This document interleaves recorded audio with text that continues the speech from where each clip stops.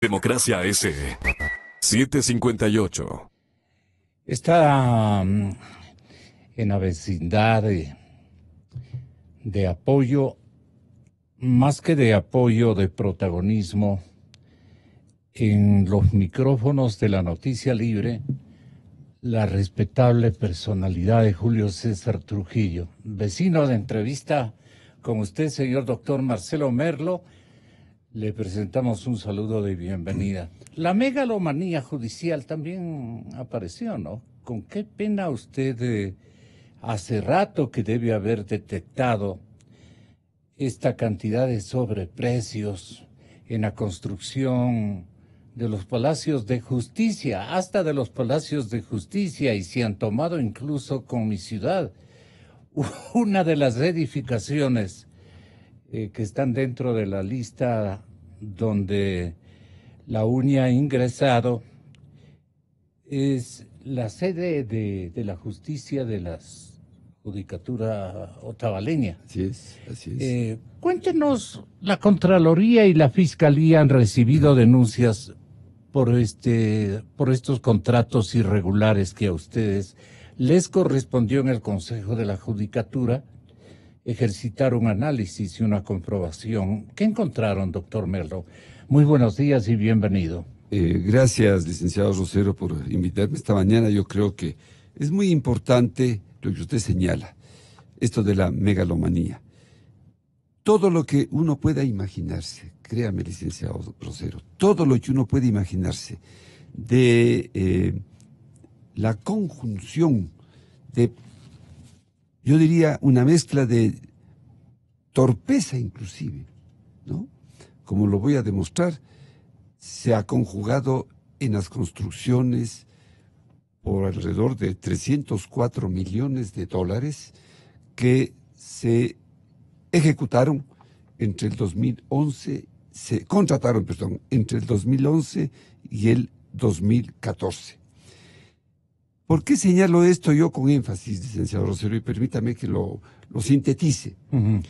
Piense usted que para ejecutar cualquier proyecto, cualquier ciudadano, cualquier padre de familia, cualquier persona en el país, y en el sector público con mayor razón, si se contrata a una firma consultora para que haga un estudio de las necesidades que se van a satisfacer con este proyecto, cuántos servidores judiciales van a estar en la ciudad de Otavalo, en la ciudad de Ibarra, en Guayaquil, en Quito, etcétera, qué servicios se van a prestar, en qué lugar se va a construir.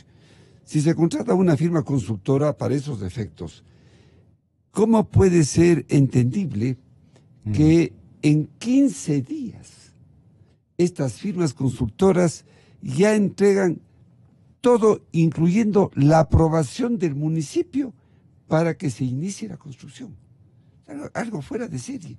Algo que, insisto, incluso hasta para ser perverso hay que tener algo de inteligencia. En algunos casos, esas decisiones de estas firmas consultoras inclusive no conocen el terreno en donde se va a construir. Qué horror. Y para comenzar, en esto de meter la mano en la justicia, declaratoria de emergencia al sector justicia, Claro.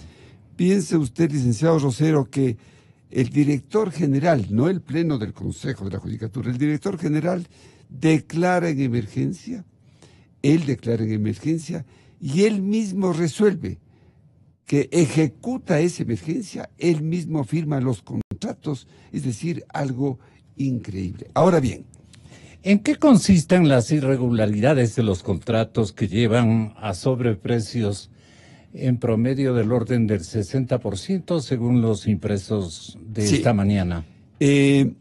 Licenciado Rosero, ¿qué es lo que hemos hecho nosotros? Primero trabajamos con el director del área de infraestructura, Uh-huh. que es un ciudadano que da la casualidad. Yo es grande, digo, en la vida. Cuando yo fui contralor, apliqué la meritocracia, pero no esa de los concursos en donde se compran las preguntas como Claro. es ahora. La meritocracia que sale de las notas de la escuela, colegio y universidad. Bien. Y así ingresó el actual arquitecto, guión y abogado, José Cisneros, por meritocracia, cuando yo fui contralor.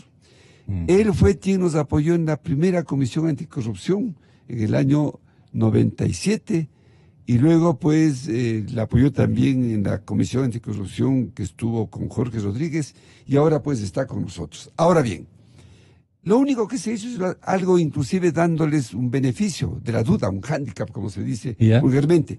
Se establecieron qué costaría este momento con precios del año 2018. Con los acabados, con todo lo que se hace en el 2018, ¿qué costaría cualquiera de esas edificaciones? ¿Y en cuánto se contrató? Así nomás, ¿no? Dando el handicap de comparamos precios del 2018 con los del 2012, 13, que se supone eran mucho más bajos. Pero digamos, suponiendo que fueran así, aparece un sobreprecio en promedio del 60%. Lo que significa alrededor de 160 millones de dólares, a lo que habría que sumar los sobreprecios en los contratos de planificación, en la fiscalización, pero algo que inclusive repugna a la mente. En algunos lugares, licenciado Rosero, se construyen unidades, por ejemplo, en Quero,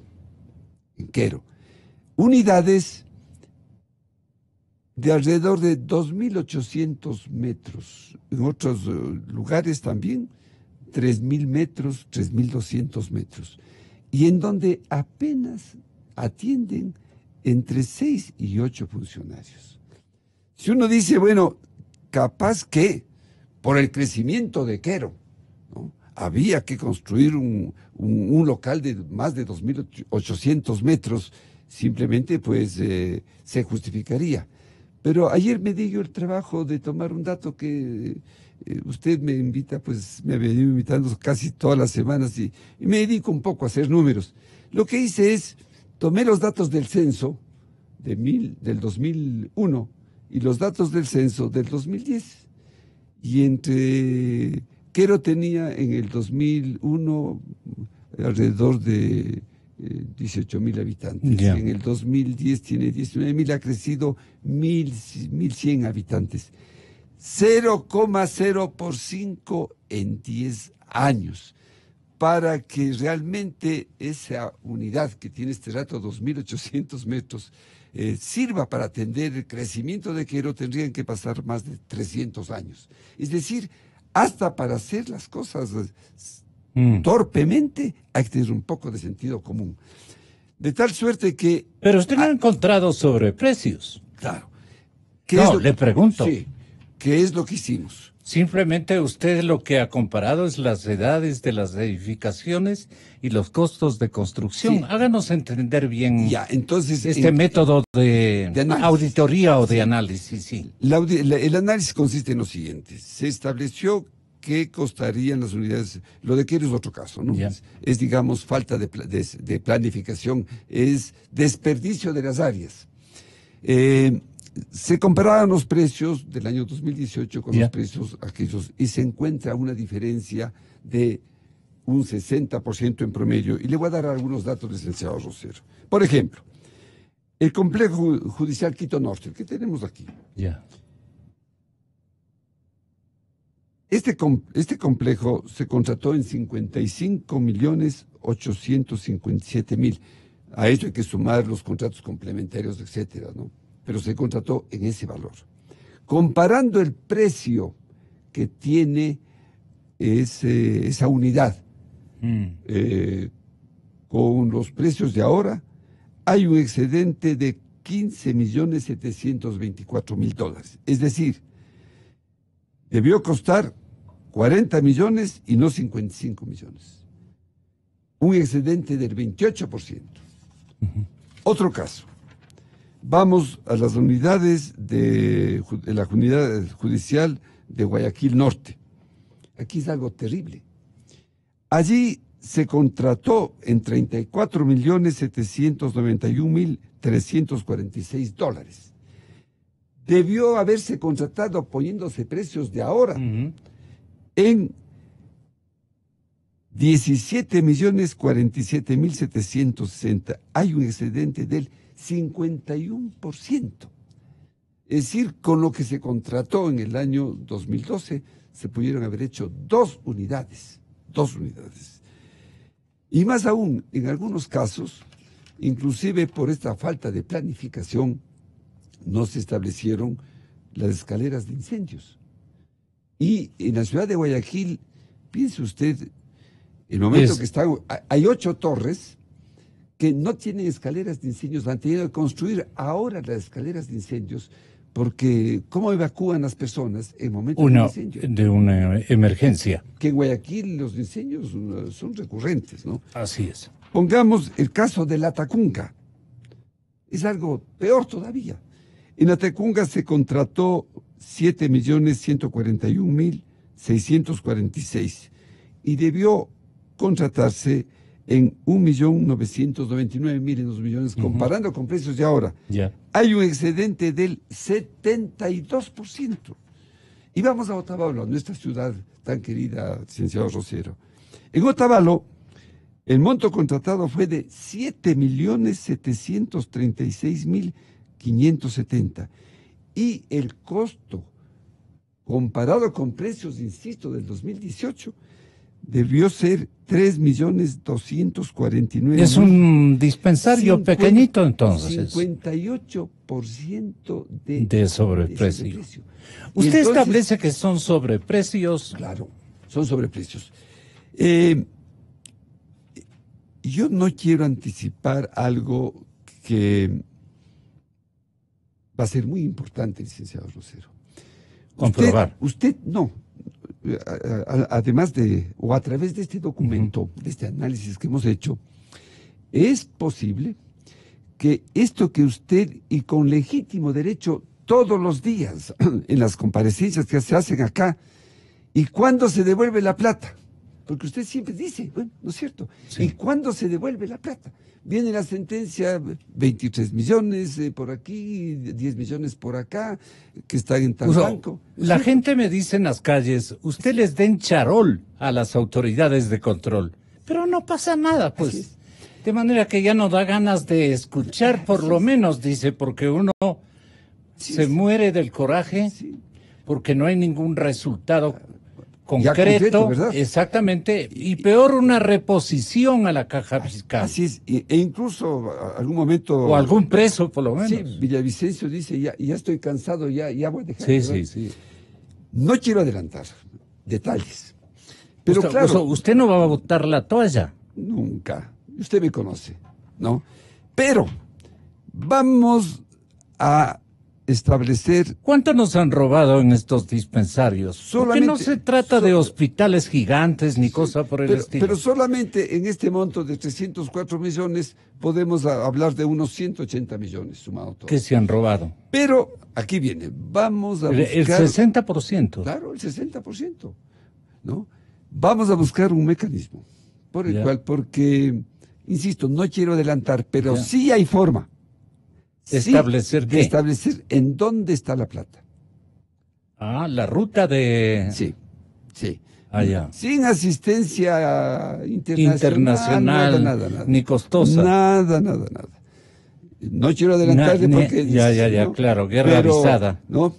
Pero tenga usted la certeza. Creo que ya los tiene usted. Tenemos ya una fórmula, un sistema, combinando algunas cositas de información que existe en el país, cómo vamos a establecer en dónde están, a dónde fueron esos dineros de los sobreprecios. Y a nuestro paisano, el respetable Julio César Trujillo, usted le va a mostrar, a indicar, a reseñar la metodología que usted utilizó para detectar la ruta del dinero robado. Sí. Vamos a conversar con una descripción del caso, porque yo creo que por ahí podríamos tener ya un mecanismo que con mucho derecho... A usted le dio resultado ya, porque habla con... Sí.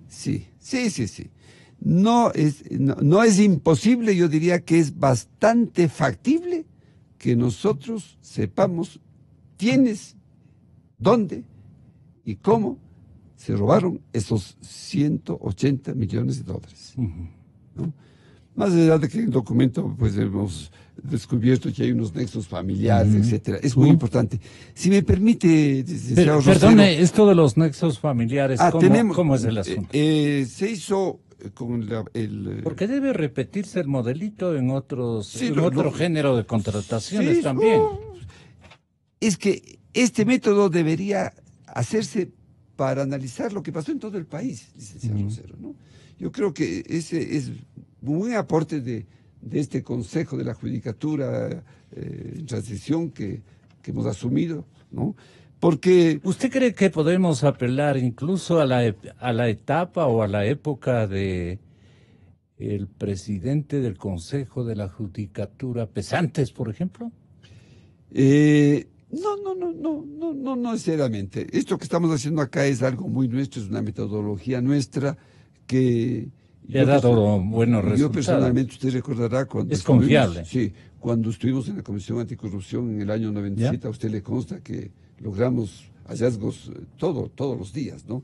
Y también aquí hemos encontrado unos nexos familiares porque es cuestión de investigar y aparece pues que ¿Cómo es Paulo- este capítulo de los nexos familiares? se tomaron, por ejemplo, hay 6 contratos con nexos familiares, ¿no? Los contratos que fueron para la remodelación del Albán Borja, para la remodelación de Milagro, para la remodelación de Guayaquil Centro, para la construcción de San Borondón.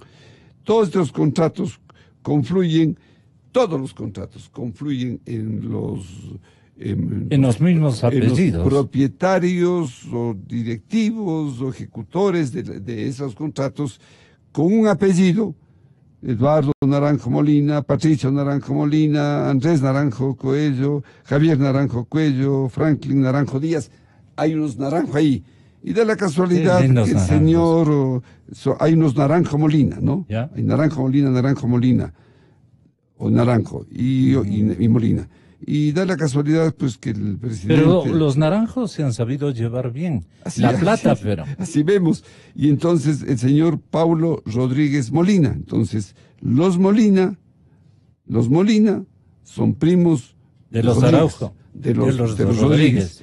Y los Naranjo entre sí, de alguna manera, confluyen también al mismo grupo. De tal manera que, y tenemos otros contratos con otros nexos familiares. De tal manera que, pero al margen de Pero esto... este es un elemento que enseña, ¿no? Sí, Que claro. instruye ¿Cómo lo se que hizo? puede... ¿Cómo se hizo todo, no? Claro. ¿Cómo se hizo todo? De tal suerte que aquí hemos tomado una muestra, ¿no? De 6 contratos. ¿Qué sabemos existen? Porque la técnica de la y auditoría la es... cuantificación es mínima. Claro. Nosotros hemos Pero así entregado- debe haber funcionado el resto de contrataciones públicas, ¿no? Y en todo el país. En todo el país. Y en es todas eso. las materias. Claro. Por eso es que yo creo que vamos a hacer un aporte adicional Claro. estrictamente del Consejo de la Judicatura con este tipo de metodología para la ruta del dinero. Muy bien. muy Todo bien. esto hemos entregado en la Contraloría General del Estado para que se siga el órgano regular, ¿no? Estuvimos en la Contraloría antier durante casi 1 hora haciendo una explicación, pero muy didáctica. Muy Y gráfica. el señor fiscal, nuestro paisano, pues tuvo la gentileza de recibir ayer en persona, nos acompañó a la rueda de prensa y le hemos entregado también, porque hay que trabajar en los 2 órdenes, como es obvio. Si me permite cambiar de tema, acabo de vivir esta cuestión internacional. Sí. Yo quiero hacer simplemente un aporte más respecto al señor Maduro. Y sería, pues, yo no soy el llamado a dar consejos al presidente de la República, pero en memoria de Jaime Roldós, la Carta de Conducta, mire, De Riobamba. la Carta de Conducta de Riobamba tuvo una cosa interesante. En esa Carta de Conducta se establece la posibilidad de la intervención de todos los países del continente cuando en cualquiera de ellos se producen 4 cosas. Ojo, que el dato que salía decía Marcelo Fernández, ¿por qué no les dijiste eso? Yo revisé, ¿no? Yo no soy internacionalista, pero me di el trabajo de leer. Dice, cuando en cualquiera de los países se atente contra los derechos humanos, políticos, económicos y sociales. ¿No? Y entonces, si en algún país se suman los 4 elementos, es en Venezuela. Humanos, todos los días estamos viendo lo que está pasando. Políticos, lo que hizo cuando prácticamente a la Asamblea con legítima mayoría de 108 legisladores le anuló. Políticos. Económicos, pasaba Chávez, pasaba, expropiese. Económicos. Y sociales, matar del hambre al pueblo. De tal manera que se reúnen los 4 elementos ¿Para? De La acuerdo a la Carta de Conducta. Dice que en esos casos, Ya. Todos los países están en la posibilidad de hacer una acción conjunta para frenar esos hechos. Apelemos a esa posibilidad que usted... Yo insisto, no soy internacionalista, pero yo creo que con alguna visión se hablaba en esa época no solo de derechos humanos, sino políticos, económicos y sociales. Y nadie habla de los otros 3 porque ahí está el meollo del asunto. O sea, hay sobrados argumentos en esta Carta de Conducta para que todos los países aúnen sus esfuerzos y digan al señor Maduro, basta ya. Respecto a la contratación de estos hospitales o parte de estos dispensarios, toda esta obra en varias regiones del país, ¿vamos a tener detenidos? ¿Usted va, del señor paisano también, el paisano fiscal general, ya conoce del particular? Con el fiscal general, ayer tuvimos en esta rueda de prensa que se hizo, le entregamos los documentos, hablamos de estas unidades judiciales, ¿no? Porque parece que van familiares igualmente de los, recuérdenme los apellidos de estos Jaramillos, por decir algo, ¿no? Sí. Estos Jaramillos con los señores Pérez, que han sido primos y todo lo demás, da la impresión de que los fiscales son Jaramillos, porque silencian todo, detienen todo y no sancionan, no concluyen las investigaciones, se hacen los lentos. No son ningunos lentos, pero están interesados con los otros primos que han sido los beneficiarios de la contratación pública. Si no están así de tinte parentesco, de parentescos, pero eso es lo que está ocurriendo. Llega un instante en que ya la gente se ha fastidiado y no cree en los organismos de control para nada. ¿Por qué? Porque se quedan ahí, simplemente en suspenso. ¿No ocurrirá lo mismo con este escándalo? No. ¿Usted sí va a llegar a mayores? Nosotros, créame, licenciado Rosero, vamos a estar en el día. Se llaman unidades judiciales. Sí. Perdone por... Sí, son unidades judiciales. Nosotros no vamos a desmayar un solo minuto. Solo minuto en esto. Incluso ¿Y si ya se le acaba el plazo a usted y le cambian? Porque ya está esto oficializado. Vienen los Jaramillos y tapan. Sí. Usted sabe, de todo puede pasar, ¿no? Pero precisamente estamos vacunados frente a ese riesgo, ¿no? Usted muy bien lo señala, licenciado Rosero. Al señor Contralor General del Estado le entregamos pruebas, documentos con pruebas para que el examen marche a 100 por hora. Y paralelamente le entregamos al señor fiscal esto que se llama noticia criminis, es decir, elementos de juicio para que inicie de inmediato.